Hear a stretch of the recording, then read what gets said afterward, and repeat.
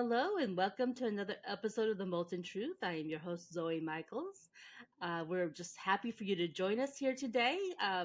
This is an episode that should air about mid December, which is really excellent timing for our guest because by then her book should be out for maybe 2, 3, 4 weeks, just in time for those of you who are looking for a book to read and curl up with this winter or for a gift for someone. Um, I'm gonna butcher her name, so I'm actually gonna go with the short version, and I'm gonna call her Cassia, which is probably still butchering it. But um, Cassia, welcome to our show. Thank you for joining us here today. Uh, Thank you so much. Yes, this is Katarzyna. It's Polish name, so I know it's really difficult to pronounce Kasia, for English-speaking people. But the short version of Katarzyna is Kasia. yeah, almost like Yeah, cashmere, it's except like a it's a soft different S, sound, Kasia. Kasia. Hmm. But it's a beautiful Mm. name. But I just, yeah, Hmm. yeah,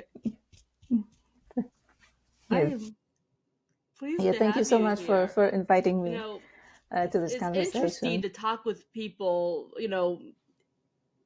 it, and this has been a very interesting year for me because I have talked to such a variety of people this year, ranging from, business owners to other writers to musicians and even a few psychologists, which I'm thinking that's what you are now, right? You are a psychologist. Yes, I am. I am a psychologist, trained and licensed in Europe. Um, I've been doing therapy for people with sessions for over 18 years, and I wrote 2 books, and I do workshops mostly online, and Absolutely. that's what I've been You doing know, for we yeah, think for about almost people 20 who are years. in the mental health professions, and I think the average person thinks, if someone's in that line of work, their life, they're really together. They've got it figured out. And maybe on some level that's true, but at the end of the day, we're all human, right? Uh-huh. you know, no matter how together we are, there's still Yes, something. yes, 100%. Yes, yes. Yes, if I can say, I mean, that's what life taught me. I'm 52 now, so I had some years behind me. What life taught me is that every single path on Earth that people walk is some kind of a challenge, some kind of a thing to figure out, something to learn. So that's what the Earth is about. Just to be here and learn and explore and face some difficulties. So nobody's immune from it. No matter who you are and what you do, even if you're angel yourself descending from heaven, you will have some challenges here on earth. So nobody's immune from it, and no knowledge will take it away or experience. But the key is the whole point here. It is not what happens to you, but what kind of relationship with it you will develop, how what you do about it, how you treat it, if you learn something from it, if you treat it as an opportunity to grow or an opportunity to become a victim. So the relationship with the challenge is the key of I living couldn't here, agree not with you that more. something happens or I doesn't think that's what happen. my experiences taught me. But that's actually how I came to be a podcaster. I started out looking for a way to heal from what I would call a traumatic event. And for me, that was talking about it, to remove myself from that event.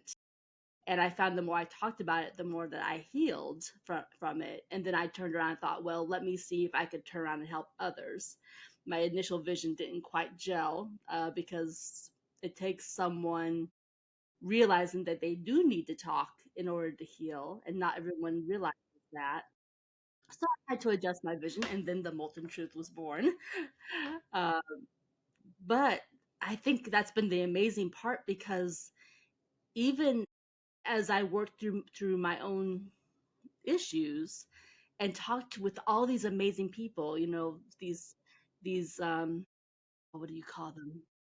Life coaches and the psychologists and these others. Just I learned so much about myself as I heard their stories, and it helped me to develop um, plans to further heal beyond what I had even envisioned.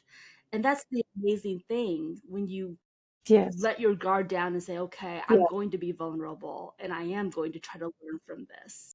At least that's been my experience. And have Hmm. you professionally probably see that every day, but what about in your Yes. own experiences as well? Yes. Yes. I totally agree. As time goes by, I'm learning that the only place that you can be healed from anything or everything is when it's a place where you are really authentic with yourself.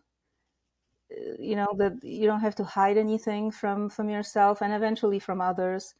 um, Everything can be accepted as it is. Nothing gets rejected. Just, of course, sometimes we cannot accept some things in our life, but it's not about rejecting or hating it. It's just not choosing it. That's a big difference in the approach. So yes, yes, and the more we try to hide for whatever reason because we are ashamed or it's too painful or it's too scary, it will be eating inside and eating until some kind of a break, whatever it is, the health or By not dealing with it, and depression I or was actually whatever just it reading is, something about that anxiety. this weekend. By not Mm-hmm. dealing with it in a healthy way, it's almost like someone who has a heart attack or someone who's broken their leg. It's healed to a certain extent, but it actually healed more weaker. So it's more prone to be broken again or to suffer another heart attack again. Mm-hmm. But if they follow the doctor's Yes. advice, it could actually heal stronger. Um, and that's such an interesting thing. If you take the right approach, you can come Mm-hmm. out of it far stronger than you were before that event ever happened. But you have to follow those certain steps to heal the right way. Mm-hmm. And Yes. that was kind of a different take for me when I thought about that in relation to what I just Yes. read this last Yes. weekend. Mm-hmm. Yes, it also forces us a little bit because, except that we are individuals, we are also a collective being, right? We belong to this human society, and the human society itself, it's like a one organism, and we are just like a single cells in this organism. So it is important to acknowledge it, to feel it, to live it to some extent. So sometimes when we are really sick or we face some trauma or we feel totally isolated, uh, and it's getting worse and worse and worse, then it forces us to actually reach to other people who are the part of the same huge organism, of the human collective organism, and then we get better because we get connected back to the bigger reality than just our own inner Right. And if trauma for no that other really reason, just to isolates see from how from they connection. coped with a similar situation, Yeah.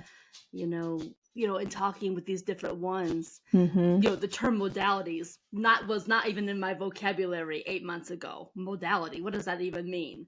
But as I spoke with these coaches, things that I intuitively was Mm-hmm. doing, one of the reasons I started writing my books was part of that healing process. Take embracing the creative side of me that I had actually left on the table for Mm-hmm. years. I had, put it to the wayside because I was focused on other things, was part of my going back to heal. Um, but I did not view that as a one of those steps in that context as one of the healing modalities, or creating my own songs to basically Mm-hmm. program my thinking. Now, the thought occurred to me after someone had brought up the idea of oh, Mm-hmm. what's it called when you acknowledge verbally something that's wrong so that you don't have the same emotional it doesn't have the emotional impact that it does if you don't verbalize it. I forget what the terminology is for it. um it's been a while since I've given it thought, Mm-hmm. but there is a scientific term for that. And so Mm-hmm. when I had researched that, I thought, well, great. Now, what if I take that and I do that and create my own music? Because music, gets in your head and it's in your mind all the time. And if these are songs that I Mm-hmm. love, it's also going Oh to yeah. program these thoughts that I need to hear. And that was that second modality that helped me to process. And I felt like heal faster. So, but again, these Mm-hmm. things wouldn't have occurred to me on my own. On my own, I would have Yes. been just out there in left field trying to figure out, how do I heal from this? Mm-hmm. It was interacting with others who had that experience and who made the right comments at the right time when I was receptive to hear it. Mm-hmm. But Yes. Yes. Yes. And music is something really magical for our human brain. And when we listen to songs, many times the songs talk about some kind of a difficulty, some kind of problem, or I feel alone, or he left me, or she left me, or something happened, or and when we say those words out loud, and at the same time we sing or make music, there's some kind of release happening in the brain. So the music has been the yes, oldest medicine exactly. I was for actually in speaking with, humanity. Yeah. I believe his doctorate is actually more he's like a professor. I think that's his doctorate. But he was talking in one of the episodes from this season about how music actually is being used in the medical field for specific illnesses, certain diseases that they're seeing evidence where it actually can be used to help treat, which was something new to me. I mean, I knew like from a mental Mm-hmm. standpoint, but the idea that Yes. it could help treat actual physical things was not something even on my radar. I need to go back Mm-hmm. and listen to that podcast again Mm-hmm. myself. Um, but that was a very new idea to me, that music could be used in that Mm-hmm. way. Yeah. So Mm-hmm. I kind Yes. of allowed us to go off on a tangent Yes. because I find Yes. this whole subject fascinating. But I did want to kind of circle back to, you've written two books. Mm-hmm. What was the first book you wrote? Mm-hmm. The first book, the title is "You Are the Dream of the Universe," and it's. I wrote it as a summary of my years of working with people in individual sessions. Uh, that's one reason, and other reason was that. I've been working in so-called expanded states of awareness, digging inside the structure of, the human soul and consciousness and all those emotional systems. It's been my passion since I remember. So by doing it, I was understanding more and more and discovering more and more, and it was somehow organizing in my head uh, more and more coherently, and it made and more sense. So when I was talking to people sometimes during sessions, they said, "Oh my gosh, could you repeat it? Could you repeat it? I have to write it down." So finally somebody said, "Well, you should write a book because it's too many good things, just to forget." So after hearing it a few times, I've decided, okay, I will write a book. So the book is it's actually about the human uh, deep self, how it's structured and why it suffers. For the logical brain to understand it well, I name the parts of it. Uh, and one of the parts you probably heard a lot, inner child, but it's not a book about the inner child. It's a book about inner parent, because I understood in the process of pondering those things and discovering more and more little details and nuances that everybody talks about inner child, how wounded it is, and how much saving it needs, and care and everything. And more I was understanding. I realized it's not the inner child that has a problem. It's the inner parent that has a problem, to the point that nobody talks about it, because Nobody actually is considering this as a part of the whole structure. And then I thought, okay, just thinking logically, if just imagine if we say a word, a child, immediately we have to assume that there is a parent. I mean, it doesn't have to be biological parent. It could be any kind of caregiver. But child means there is the other party, right? And together they form, yes. And the other way around, when we say word parent, it assumes that there is a child somewhere, right? You cannot call um, you cannot call an adult parent if he or she doesn't have a child. So then I thought, okay, we are healing this in the therapeutic world. We're healing this inner child, but what about the inner parent? Nobody talks about it. So then, when I started going deeper and deeper, I noticed that um, it is the inner parent that has problems, not the inner child. That inner child is actually intact.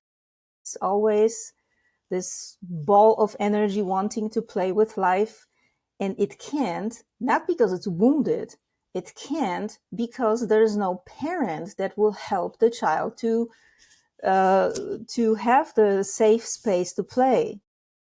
If you think about child and the parent in the real world, child, child can't do much in the world. The parent does everything, organizes play dates and signs for lessons of piano lessons or whatever it is, right, that the child wants to do. It's the parent that organizes the life. Without the parent, child can't do anything, and it's very unhappy. But is it unhappy because it's wounded? No, it's unhappy because it doesn't have a smart and wise and loving parent. That's So very the moment, insightful. yes. So when the parent appears, suddenly the child lights up and wants to, and it's okay again, right? True. So then I thought, why everybody's putting all this pressure on this poor inner child who just wants to play with life and project all these, you are so wounded, you need this, you need that. So so it's not, in my view, it's totally not like that. It's the parent, the inner parent structure that has a problem, and it's projecting those things on the inner child, telling it, oh, you're so weak, oh, you need my help, oh, you need my hugs and all that. Of course child needs hugs because that's normal, needs connection, but it's not because it is so powerless, poor victim.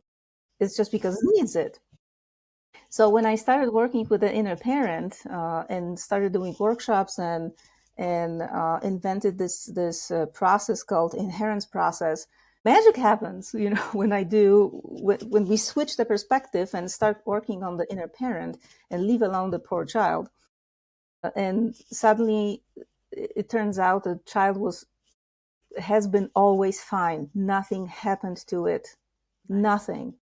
Nothing. It's just waiting for the parent to wake up and see it, him or she or her. It's a perfect little thing who wants to play with life, and little thing but very powerful. Yeah. Yeah. So the whole book is about that. The first book, "You Are the Dream of the Universe." I love that. I could Yeah. imagine you doing an Mm-hmm. entire workshop around that book. Yes. I Yes. mean, Yes. there's Yes. I've so been much we doing could it. learn.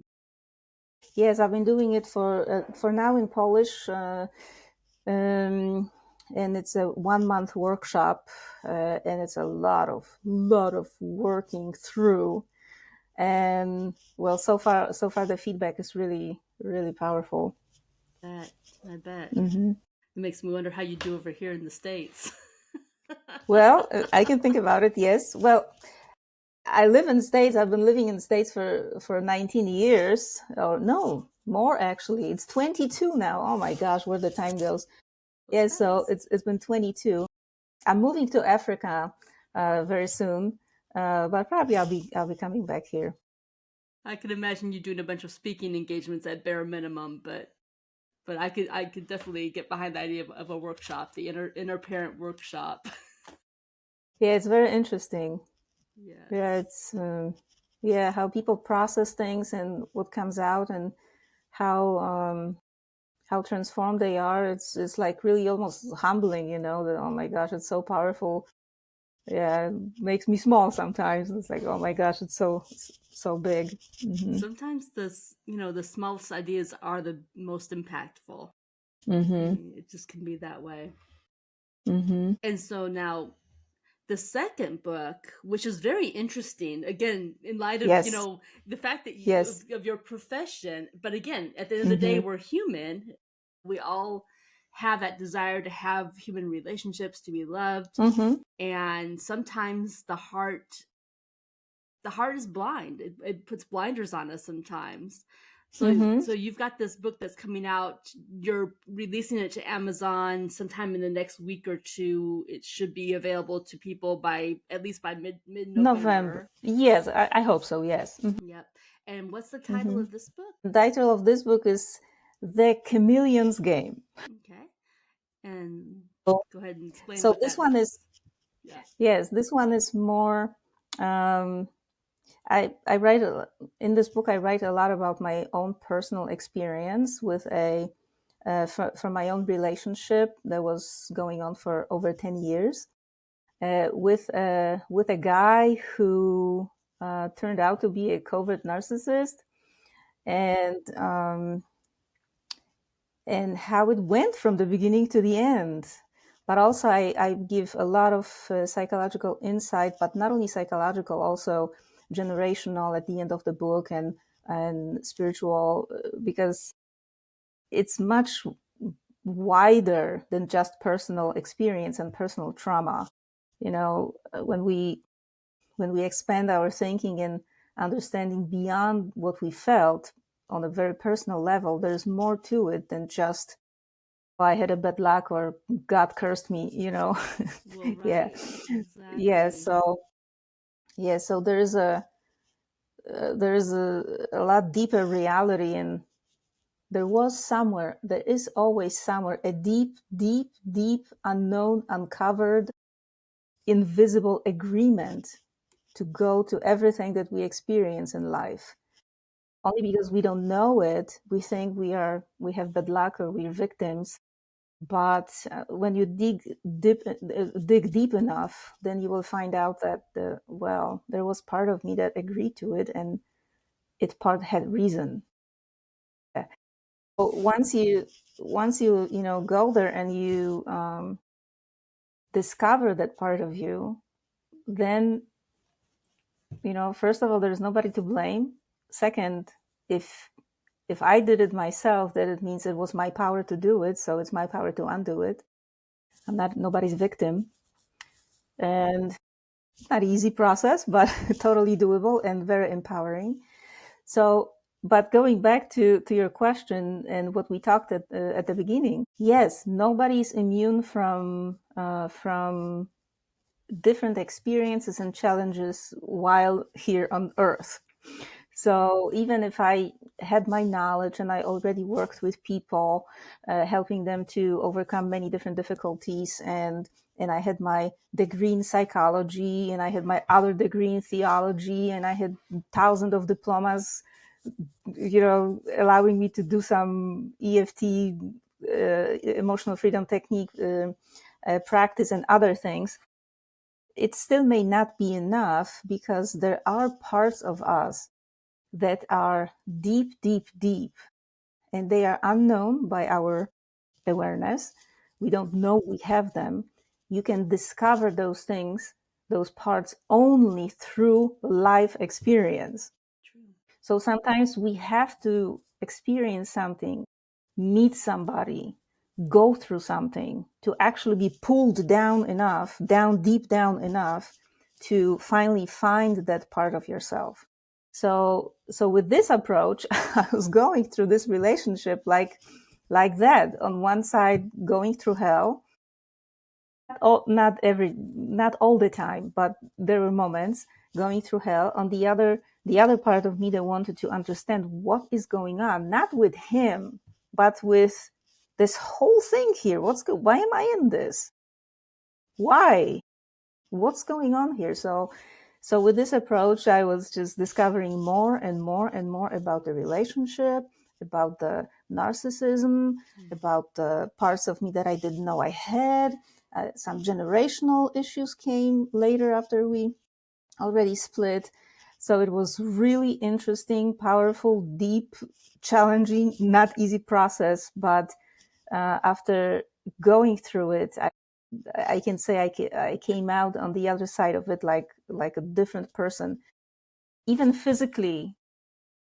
You know, when I went to Poland last vacation this year, and I decided to do some complex physical checkup. It's been best in my life. I've never had better results than I have right now. You know, many things came back to harmony and health after really touching those deep things that put me into this relationship. Yeah. Absolutely. You know, that's the thing about having a relationship with a narcissist, because they are so good at putting on a show at the beginning. Mm-hmm. You know, they know how to appeal to someone who's empathic, you know, Mm-hmm. to be attractive. And it really does blind you Mm-hmm. until Yes. you're committed. And they Mm-hmm. keep you blinded for a pretty good while, or at the very least they keep Mm-hmm. you guessing, like something's off but I can't figure out what. It's like you're too close to it, and Mm-hmm. it's not really until you gain some distance that you begin to see it for what it is. Mm-hmm. And I don't know if that was Yeah. your experience, but I feel like that was Yes. my experience with my narcissist. Oh, welcome to the club. Yes, yes. It's been going on 5 years away from my narcissist. So Mm-hmm. I have that nice clear vision now that I did not have Yeah. during my almost 15 years with him. So, but yeah, Mm-hmm. it's an interesting thing. Yes. Yes, I had the same thing as you're talking about. The first year was like paradise. Mhm. Yes, everything was really, really good on all levels. And then we moved to a very remote place, and it was like a 180-degree shift. But I still couldn't figure it out. You know, try to justify it, explain it in my head. Oh, just have a bad day, or he's tired, or maybe next week will be better, or maybe I'll do something special, something extra, so he so he will light up, and it didn't for 10 years. Yeah. So yes, so it was only trying and trying and trying, and the more I went, the more at the same time I was distancing myself from the relationship, because it was going nowhere. So on the inside, I was understanding more and distancing it, because I was not going to throw myself in it more and more and more and more, seeing that it's absolutely not working. And eventually it just dissolved itself. Yeah.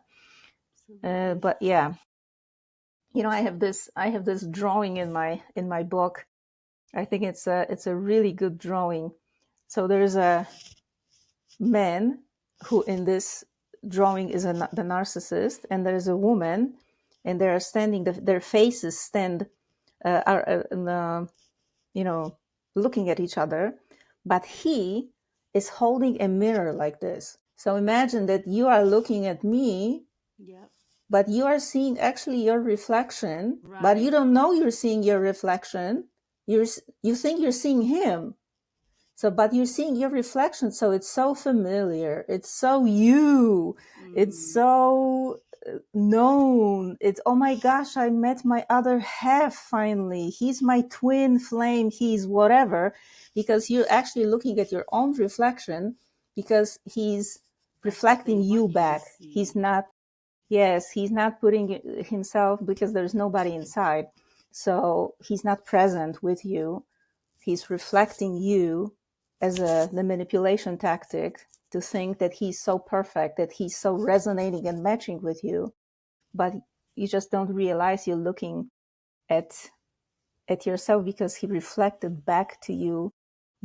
So That is he, a you know, they perfect illustration. yes, they say the perfect things, they do the perfect things, they care about you, they shower you with things that are valuable to you. Valuable, I mean, I'm not talking about Right. presents, expensive presents, but Right. anything, right? Right. Yeah, so it's like, wow, I'm home. Hmm. Uh-huh. Eh, red flag. Right. Exactly. Now I know But it's a red flag, yes. yeah, it's easy to see it after the fact, Mm-hmm. and especially because they tend to want to get you alone in the first place. They're not the type of people who want to be around you in groups of people where others can spot that something's not Mm, right. It's usually that mm-hmm. it's one on one, and that way you're easy to manipulate. If Yeah. because I mean that couldn't fly if they were constantly with you with a group of people. Not Mm-hmm. constantly. Short term, Right. maybe, but not all the time. Yeah. So yeah. Yeah, and also, that's what happened. I mean, I completely didn't think it this way at that time because to me, it was an adventure when we decided to leave this little town where he was connected to many people and friends and local people, and I was getting connected too. Uh, and then we moved to some remote area in the middle of nowhere. Hmm. There was like, I don't know how 43 acres of forest, Yeah. and you couldn't see your neighbor, Yeah. and and so it was a perfect perfect place. I didn't think about it. For me, it was an adventure because I've never lived like this, and we had a huge garden and taking care of everything on the land, which was good. But on the personal level, whoa, what happened Yeah. immediately after we moved in there? Yeah. No Absolutely. witnesses, nobody. Yeah. Yes, and there was this one older neighbor. Sometimes I brought her some tomatoes. Sometimes she brought something to me. She bought eggs a few times from us because we had chickens too. And she said, "Well, you, I know this type." She said, "You better be careful. Just watch." She tried to. I mean, at that time, I was like, "Who are you to tell me this in my own home, right?" But then now I'm seeing, and he hated her. Oh, well, yeah, Yeah, because he she saw hated her. him Yeah. for what he was. Yeah, that's She often said the he will case. change. He will flip like this. He will change on you. You won't even know when. Hmm. Uh-huh. Absolutely. Yeah. Yeah, it is an interesting thing because as long as you are in sync with them, as long as, Mm-hmm. they feel like you're on their side, all is good. But the minute that Yes. they feel like you are pulling away or that you're no longer in sync with them, and that's not this, like, mine was never dangerous. And, at no time was he ever abusive to me.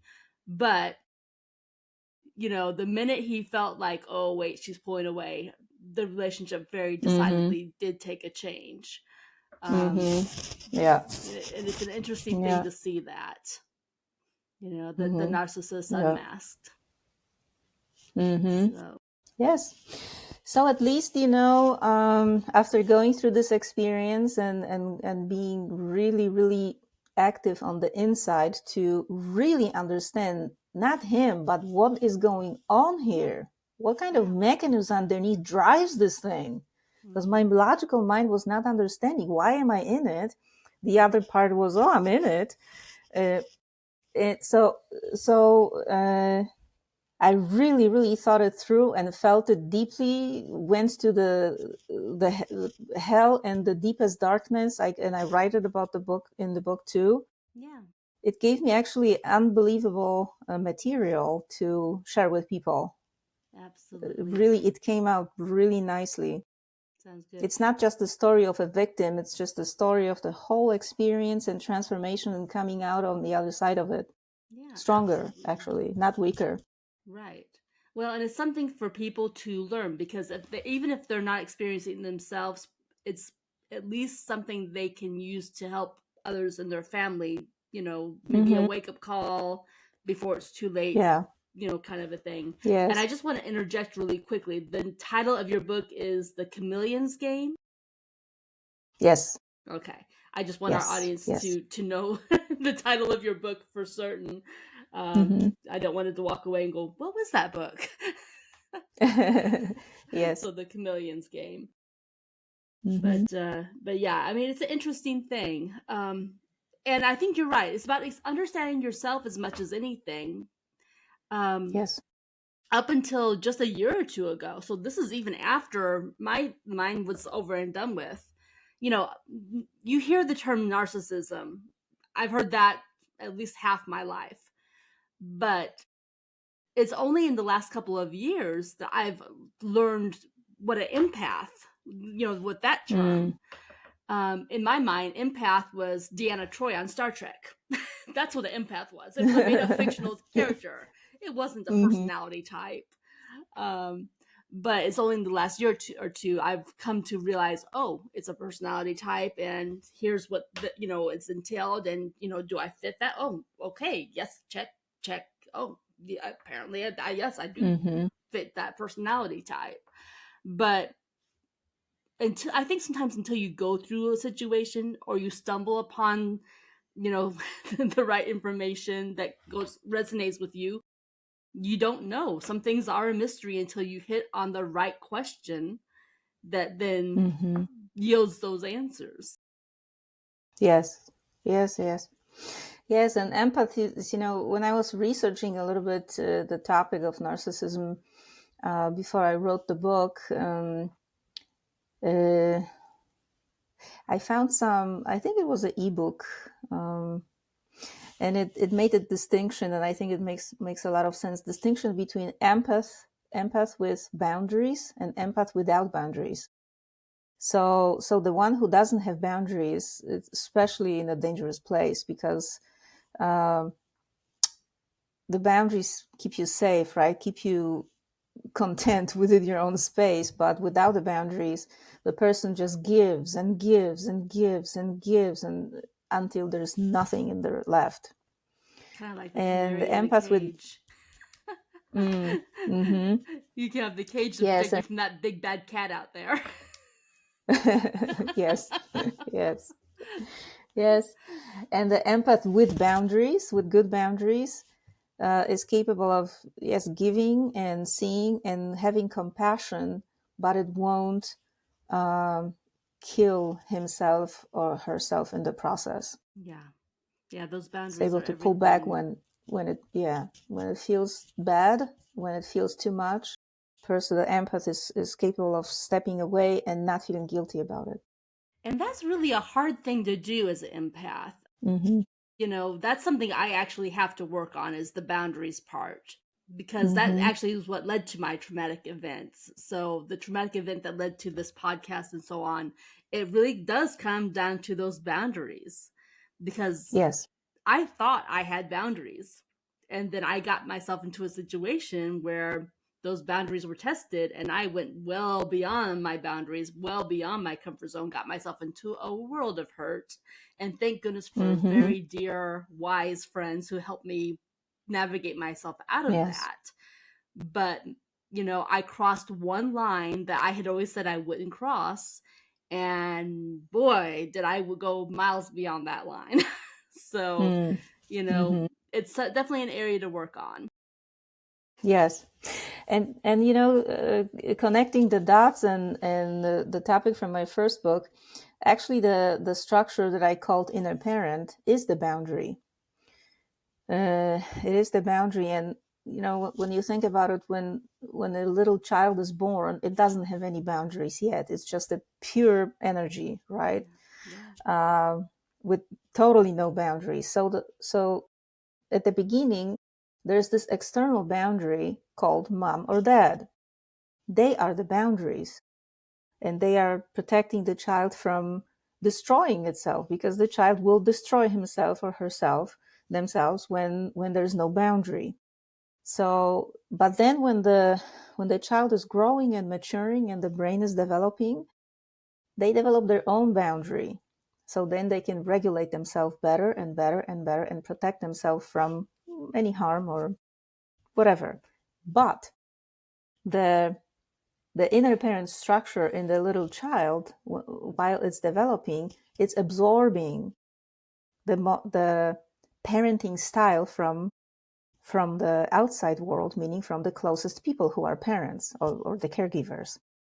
So whatever the relationship with the parent, mom and dad, or any caregiver is, that's what kind of relationship with our own inner core we will have as adults. So the external parents become our inner parent at some point. So as they treated us, we treat themselves later the same way. Which makes sense because there So are certain things I'm so yes. strict with myself about. Like, I will not go to a party if I did not do XYZ, which was exactly the same thing my parents required of me way back when. Yes. And Yeah. that would be the inner parent Yeah. continuing with the external parent. Exactly. That's Yes. what I was saying, that the inner parent has the problem, not the inner child. So we have to work on those boundaries. When we were children and we didn't feel safe, completely safe or at all safe sometimes with our own parents, then then we feel in our own inner world when we were adults, because the inner parent doesn't feel safe because it modeled from the external parent. So we have to work on the inner parent to be a good parent who is loving, observing, protecting, allowing, explaining, being patient, and all that we wanted from our parents or caregivers. So we can become the same to ourselves. Many times we don't. We try to compensate with relationships, and usually we find in the world somebody who matches exactly the inner parent style. the dysfunctional inner parent style. Yeah. That could be. Although actually, as you were saying all that, I'm realizing at least once in my life, I've known a lot of people because I've lived in a lot of places. But out of all the people I've known, and we're talking about several thousand people, one person actually, on some level, must have realized that, because I clearly remember her talking about undoing everything her parents did. She was 30 something, but she was talking about, now about raising herself, and undoing what her parents did. So even though she didn't know the Yeah. psychological side of things, on some level she did recognize that. And that's Yes. interesting because this was Yes. 1980 something that she said that. Mm-hmm. And that's very interesting just to think back about that in terms of what you're explaining. Yes. So, but Yes, that's out because of many what I'm thousands of talking. people. Sorry. No, Yes, I'm done. but exactly, you're right, because the structure, how it's functioning, it's been always the same and never changed. It's just now we have more understanding to describe it, actually, the mechanics of it, how it works and what it does. But it's been, for since the beginning of humanity, it's been the same thing, and people try to compensate and cope with the internal struggle in many different ways, functional or dysfunctional. But now we know more, and we can actually go directly to the relationship between the inner parts, the inner child and inner parent, or the essence and the boundary, and work with it directly. Absolutely. Absolutely. Mm-hmm. So, we're to the segment of the show where I get to ask you the random question from the previous guest. And I love Mm-hmm. this last question that the previous guest left. They asked you to picture your mind as a museum with different exhibits. Mm. So as you walk through this museum, you'd have, these exhibits like family, imagination, creativity, so on. So how, as you walk through this museum, what would these different exhibits look like? That's their question. Whoa. Isn't that quite the question? Yeah, let me try to feel into it in my brain. Well, I have an image. Okay, I have an image. It's like it's like the space is divided, and in one part of the space, it is like a real museum with different things that happened, or are important, but it's separated from now, meaning when I'm sitting in the now, it's just the open space and I see only horizon and nothing else. It's like blue sky and ocean or something, and there's nothing there. And then when I walk into the other space, it's all how you say it? It's all not in the now. Okay. Yeah. It's like history. It's it's like a history I can visit. I can pull something from it, but it belongs there. Yeah, it lives there at the And museum. what was the question? Yeah, what was the question? What in the museum? What would these exhibits Yes. look like the family exhibit or the imagination exhibit, and so on? Okay. How they look like? Dead, meaning not alive, meaning like props. Okay. Not dead, okay, like props. Like something that I can use, meaning go and play with it, but it's just that.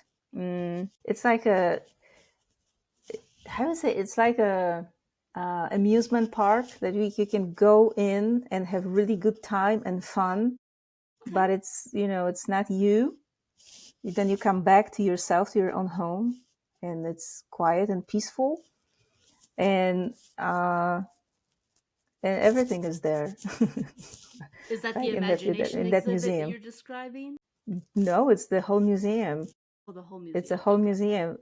Yes, it's not easy question It's okay. Yeah, to answer it like that. Yeah, and that's okay. I just was like fascinated by the question itself. So yeah, it's all right. No big deal. Yeah. Now you did Nice. mention before we got started that you did come up with a question for the next guest. Yeah. Well, my question is a lot simpler. And nothing wrong with that. So, Simple is good. yes. Let me read it. I wrote it down here. Okay. If the universe texted you one line of advice today, what would it say? And would you read it or skip it? Okay. What would it say? And would you read it or skip it? Very interesting. Okay. So as we wind up, do you have any last thoughts or anything you'd like to share with our audience? Well, yes, I always share this and encourage people to think about this.